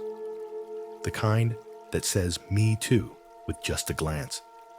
The kind that walks beside you in silence and never asks you to hurry. The Buddha once said, "If you find a wise companion to walk with, go with them. If you do not walk alone like the elephant in the forest." But even walking alone is not truly alone. Because the teachings walk with you. The breath walks with you. The memory of those you've loved walks with you too. They don't disappear just because their form is gone. They become quiet companions in your steps. They become warmth in your chest when the wind is cold. They become silence that listens when no one else does. Let yourself feel them now, not as ghosts, not as shadows, but as presence. Maybe you imagine them walking beside you on a forest path. Maybe they sit next to you on a quiet bench. Maybe they place a hand on your back, light reassuring. Feel it not with your skin, but with your heart, and whisper if you wish you are still with me. Not held tightly, but held kindly, because you've learned something new now. That to let go does not mean to erase. It means to hold differently, to walk beside the memory, not behind it, to carry the love, not the weight. That's what the Buddha showed us. Even after he passed, his presence continued. Not in statues, not in relics, but in the hearts of those who remembered and practiced and walked on. And so too, your loved ones live on. Not in photos, not in objects, but in the way you love now, in the way you breathe more gently, in the way you soften toward others. That is their legacy, not pain, but compassion. So when you walk tomorrow, or breathe in the night, or sit in silence, remember, you are not alone. All beings who have ever grieved walk with you. All who have ever loved and lost, and still open their hearts again. They walk beside you now. Even the Buddha himself, in every breath of awareness, in every moment of mindfulness, in every act of quiet love, walks with you. So breathe now, not as someone separate, but as someone held, someone connected, someone whose path is lined with unseen footprints. You do not need to do this alone, and you never were. The road you've been walking is no longer unfamiliar. You've seen where sorrow rises. You've felt where grief rests. You've sat with memory, with breath, with stillness. And now a subtle invitation arises, not from outside, from within. Can this grief be transformed into prayer? Not the kind of prayer that pleads for things to be different. Not the kind that reaches outward in desperation, but the kind that opens inward, quietly offering what the heart holds.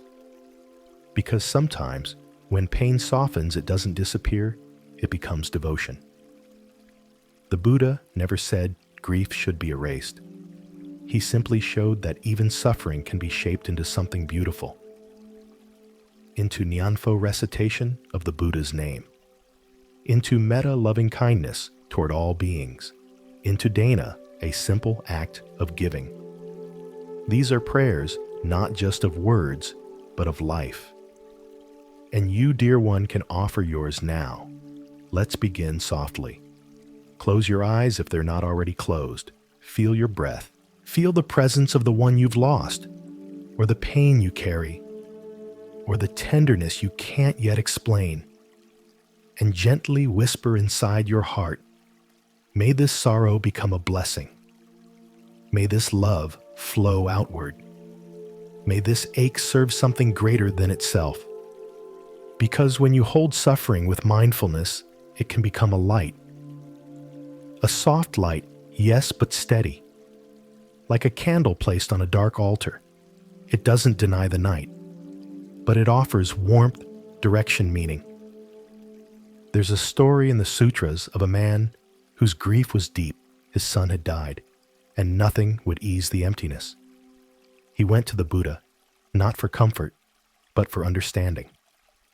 And the Buddha, in his wisdom, did not offer easy answers. He simply said, what you love you can dedicate. Let the love remain not bound to form, but released into the world. The man didn't understand at first, but over time he began to change. He helped others. He built a well in his son's name. He planted trees. He cared for orphans. He gave what he could. And slowly his sorrow became a prayer. Not one he spoke, one he lived. You can do the same. Not tomorrow, not someday, but here, now, tonight. Offer your grief like incense. Let it rise. Let it drift. Let it carry your love into the spaces that need it most. You can say quietly, may this pain become compassion. May this longing become tenderness. May this remembering become blessing. And if you like, repeat the Buddha's name gently, like a lullaby. Namo Amitabha Buddha. Namo Amitabha Buddha. Each repetition is a letting go. Each one a soft offering. You're not asking for anything. You're not trying to change the past. You're simply placing your sorrow on the altar of the present moment, letting it become something sacred. The Buddha once said, "A single act of sincere devotion done with a pure heart purifies the mind more than 1,000 hollow rituals." This is that act. This breath, this prayer, this remembering, not forced, not complicated, just true. And when the pain returns tomorrow or next week or years from now, you can return here. You can breathe with it. You can offer it again. Grief is not a flaw. It is a doorway. And beyond it is the chance to love again, more gently, more freely, more wisely. Let this be your prayer tonight. Let this be your offering. No one else needs to know, just you. And the silence and the breath. Transforming sorrow into love. Transforming love into light. Transforming light into the quiet path that carries you home. The silence within you now is rich, not hollow. It holds memory and breath sorrow and stillness woven together like threads in a sacred robe. And perhaps by now, you've begun to feel it. Letting go is not forgetting. This is such an important truth to hold close. Because when we hear the phrase, let go, something in us resists. We fear it means we must abandon what we love. That releasing pain means erasing connection. That moving on means moving away from what once gave us life. But the Buddha never taught forgetting. He taught non-clinging. There's a profound difference. Clinging is the hand that squeezes, afraid to lose. Letting go is the hand that opens and trusts. The memory remains. The love remains. The story remains. But the suffering eases because you are no longer caught. You are no longer gripping a moment that cannot return. You are simply bowing to it. With grace, with reverence, with peace. The Buddha once said, letting go is the path to freedom. But he never meant we stop caring. He meant we stop needing things to stay the same. He meant we allow life to flow. And you can begin to live this truth now. Feel your breath again, soft, steady. Each inhale carries remembrance. Each exhale carries release. And in that rhythm, the heart begins to rest. Tonight, you are invited to release, not because it's the right thing to do, not because anyone expects it, but because you are ready to hold this differently. You don't have to drop the memory, but you might loosen the guilt. You might soften the regret. You might let the pain stretch out and rest no longer tangled in resistance. And you may say gently inwardly, I will not forget you, but I will let this ache unfold. I will not turn away, but I will no longer grasp. I will carry your love, not like a weight, but like a lantern, because that is what letting go can become. Not an ending, a transformation. From holding tightly to holding kindly.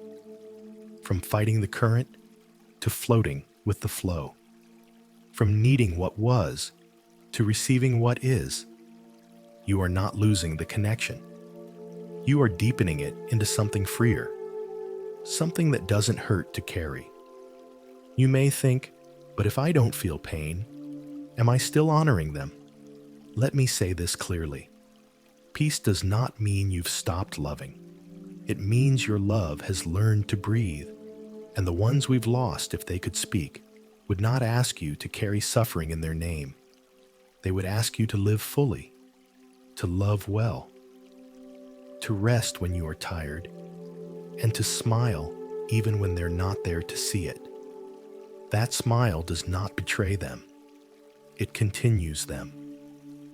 Let this be your gentle vow to remember without grasping, to grieve without drowning, to love without clinging. This is not cold. This is freedom.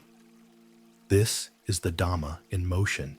So if there's something tonight you feel ready to release, some guilt, some blame, some sharp edge of sorrow, offer it now. Place it softly on the altar of this silence. No rush, no force.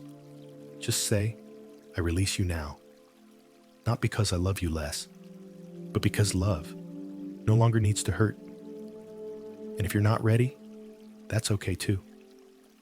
Just stay close to the breath. Stay close to the body. Stay close to the present. Let go when it's time. And when you do, let it be gentle, like a leaf floating downstream, like the last light of evening softening into dusk. Nothing is lost. Nothing is erased. Only transformed. The dusk has deepened, within and without. You've walked so far in stillness, letting go not of love, but of the grasp. And now something quiet arises like the first star at evening's edge. Even in loss, beauty remains. Even in absence, love continues. Even in silence, something sacred endures. Tonight we return to the sky, to the vastness above, to the ancient rhythm that cradles both our sorrows and our sleep. The Buddha once pointed to the moon and said nothing, because sometimes nothing says more than all the teachings combined. So let's imagine that now you are sitting in a quiet field. The air is cool, still. There is no need to speak. Above you, the moon rises, full, calm, radiant, and in its soft light you remember, though everything changes, though everyone must part, the sky still holds them all. The moon still rises.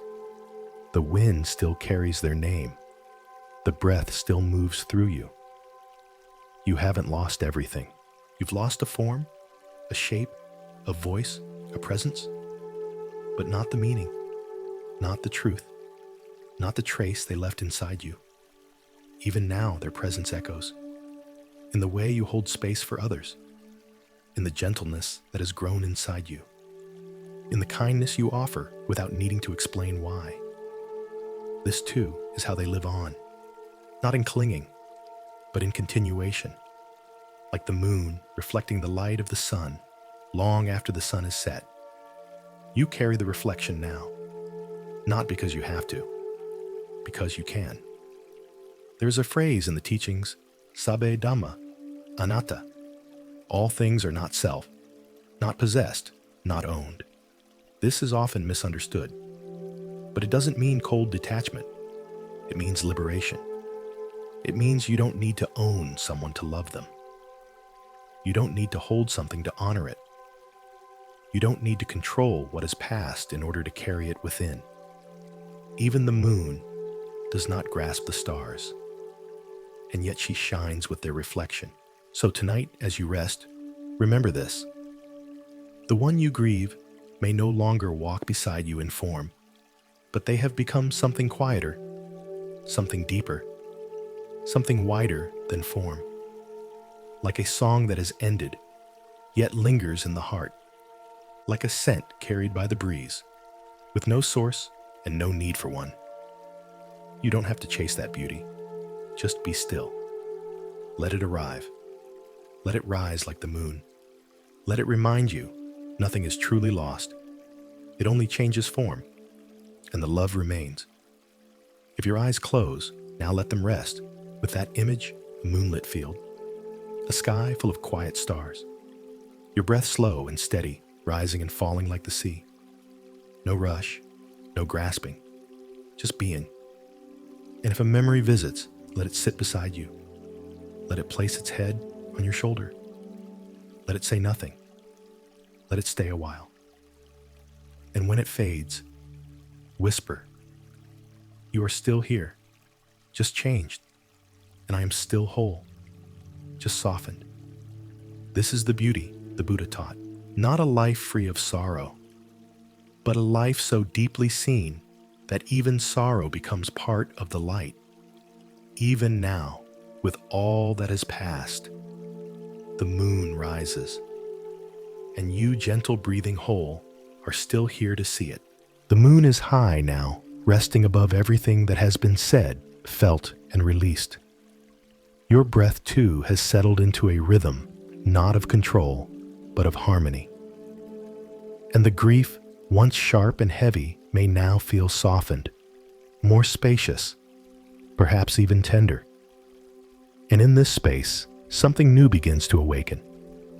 A quiet vow to become a refuge for others, not as a task, not as a burden, but as a natural result of having walked through the fire and found water on the other side. The Buddha once said, "Be a light unto yourself." But he also reminded us that light once kindled can warm others. You don't have to be a teacher. You don't have to be perfect. You only have to be real. When you have grieved deeply, your heart becomes a place where others can safely lay down their pain. Not because you offer solutions, but because your presence says, "I've been there. I understand. And I'm not afraid to sit with you here." This is the silent power of awakened grief. It does not make you a martyr. It makes you compassionate. It does not turn you into someone who saves others. It turns you into someone who simply stays with gentleness. You may not know it yet, but someone in your life needs what you are becoming. Someone needs your patience, your calm, your ability to listen without fixing, your way of breathing through sorrow without turning away. And this is the work of refuge. You become a safe place because you have walked through unsafe places and remained soft.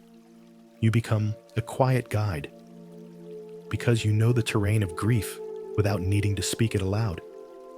You become still, and that stillness begins to shine. Imagine a forest. One tree has been struck by lightning. Its bark is scarred, its branches changed, but the roots still hold. And over time, new leaves appear. Birds return. And those who walk the forest sit beneath that tree, not because it is unbroken, but because it has endured, and in enduring offers shade. You are that tree now. You may not feel like it yet. You may still ache. But already the roots have grown stronger. Already there is something in you that knows how to stay. So tonight, let this vow form, not as a promise, but as a whisper. May my sorrow become sanctuary. May what I've lost help someone else find peace. May my tenderness light the way for another. This is not self-sacrifice. This is transformation. It does not mean abandoning your own healing. It means letting your healing ripple outward. Like the Buddha's own life, he sat beneath the Bodhi tree, not only for himself, he sat for all beings. And you here breathing, grieving, listening are already doing the same. Your presence is your offering. Your calm is your chant. Your gentle heart is your gift. You don't have to tell your story. You don't have to be seen. You only have to stay open, and your life will naturally become a refuge. Even your silence can hold someone else's pain. Even your breath can show someone else the way to begin. So as this night deepens, let the vow deepen with it. Breathe it into your chest. Let it settle in your bones. And if tears come again, let them be a blessing, not only for yourself, but for those still lost in their own darkness. You are not only healing, you are becoming a source of healing. And you don't need to try. You only need to keep walking. Keep breathing. Keep softening. You are not just surviving. You are slowly turning into shelter, The shelter within you is real now. Not imagined, not wished for. Built breath by breath, sorrow by sorrow, in the silence you have stayed with. And tonight, as the final layers of grief begin to loosen, let us return to a truth the Buddha offered, often one that carries us through every stage of loss, healing, and awakening. Nothing is wasted, not even this pain. It's easy to believe that suffering is meaningless. Easy to ask, why this? Why me? What for? And the Buddha understood these questions. He heard them again and again from farmers' widows, kings, beggars, monks. He never dismissed the pain behind them, but he always pointed beyond, not by explaining suffering away, but by showing us what we could make of it. Because in the Dhamma, no experience is useless. Every tear, every ache, every long night of not knowing, all of it can become the path. This is not just a comforting idea. It is a reality, witnessed by those who, like you, have dared to remain present. Think back softly to the person you were when this grief first began. Raw, afraid, maybe angry, maybe numb. And now feel into the person you are in this moment, still breathing, still open, still capable of listening with compassion. You may not feel better, but something in you has matured, not hardened, matured, like fruit that ripens in the sun, like wood that deepens in tone over the years, like tea that grows more fragrant with each steeping. This is the unseen work of sorrow, not to break you, but to deepen you. And in the Buddha's eyes, that depth is not a wound, it is wisdom. He once said, just as a goldsmith purifies gold by burning, melting, and refining, so too is the heart refined through life's trials. Your pain, then, is not a flaw. It is your refinement. It is the fire through which compassion becomes clearer. It is the stream in which your understanding becomes gentle. And most of all, it is your link to all beings, because once you have grieved, truly grieved, you begin to see everyone differently. The stranger who seems lost in thought, the neighbor whose voice trembles when they speak of the past, the friend who doesn't answer your message for days. You see them, not with impatience, but with understanding, because you've been there. And in that quiet recognition, something holy is exchanged. Not words, just presence, just humanity. And this is the fruit of suffering embraced with mindfulness. It becomes not a story of pain, but a source of connection. You begin to live not in spite of your grief, but through it. You carry it not like a wound, but like a river carries its history in every drop. So let me say this clearly, gently, deeply. Nothing you have felt has been for nothing. Not the nights you couldn't sleep. Not the moments you wanted to forget everything. Not the breathless sobs or the heavy silences. All of it has become part of your awakening. All of it has returned you to this moment. And this moment is where everything begins again. Here you are more whole, not less. Here you are more alive, not diminished. Here you are more capable of love than ever before. Because your heart broken open has made room for more patience, more humility, more gratitude for what remains. So breathe with that. Inhale gently, receive all that has come. Exhale slowly, release all that no longer serves. And if it feels right, whisper inwardly, thank you. Even for this, even for what I did not want, even for the path that hurt to walk. This is not pretending. This is not denial. This is transformation. And you just by breathing have become a witness to it. So rest now in the knowledge that even your pain has served. Nothing is wasted, not even this. The breath is soft now, so soft that you may not even notice it, only the quiet it leaves behind. A quiet that feels more like peace than silence. This is the final part of our journey tonight. Not an ending, just a turning. A gentle bow to all that has been and all that still will be. Because now, it's time for a final bow to what is past. Not a bow of defeat, not a bow of sorrow, but a bow of gratitude, of reverence, of release. In the Buddha's way, bowing is not submission. It is awakening. It is a gesture of full presence, a surrender not to loss, but to reality as it is. So let's do that now together. Let's bow to the memories, to the people we've lost, to the pieces of ourselves we've said goodbye to. Let's bow to the pain, not as an enemy, but as a teacher. To the nights that didn't end in sleep, to the tears that made no sound. Let's bow to the love that was real, so real it left a mark even after form disappeared.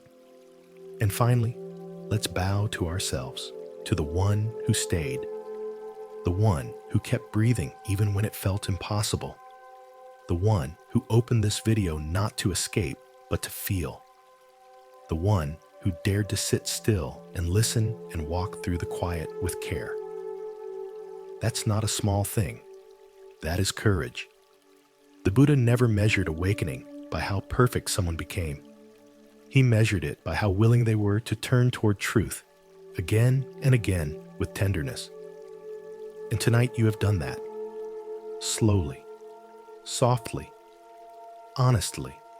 You may not have all the answers, but you've touched something deeper than answers, a quiet knowing. A still inner voice that says, you can live again. You can love again. You can rest now. Let these words hold you as the night draws to its stillest point. Let your body melt into the bed or the cushion. Let your hands unclench. Let your face soften. Let your heart rest, not empty, but full. Full of everything you've witnessed tonight. Full of all that you've released. Full of the gentle strength that comes from simply being present. There's no final lesson here, no final chant, only breath, only silence, only this final whisper spoken to the deepest part of you, you are enough. You have always been enough, even in grief, even in healing, even now. Let it all settle. Let the journey carry you into rest. Let the teachings of this night dissolve into your sleep. And when you wake, may there be lightness. Not because nothing hurts anymore, but because you no longer carry the hurt alone. You carry it with the breath, with the Buddha's teachings, with the rhythm of all who grieve and grow. Now slowly let your body relax even further. Let your awareness float. Let the world recede. Let your breath continue its silent prayer. You've walked with truth. You've walked with sorrow. You've walked with beauty. Now walk into rest. You are safe. You are whole. You are home. And now, dear one, the journey closes not with a door, but with an open window. The candle of your awareness still glows softly, but the wind is gentle now. The night no longer presses, but holds. Let yourself settle into this space. You don't need to keep listening. You don't need to stay awake. Everything has been said that needed saying. Everything felt that needed feeling. If the eyes are still open, they may close now without effort. Let the body feel heavier, like earth returning to earth. Let the heart rest like a feather in still water. If a thought arises, let it pass like a leaf on the stream. If a feeling stirs, let it be held like a sleeping child. You are not asked to do anything more. Only this to rest in peace, not as a phrase, but as a living truth. Peace is not the end of grief. It is the breath within grief. It is the light that does not flee the shadows. and tonight it is yours. So, with your last conscious breath, repeat quietly, like a prayer from the deepest part of you, may I be at peace. May those I love be at peace. May all beings everywhere be at peace. Let that wish carry you. Let it rock you like the sea. Let it hold you through the night. And if dreams come, may they be soft. And if morning comes, may it find you whole. Thanks so much for watching, and I'll see you in the next one. Have a peaceful night.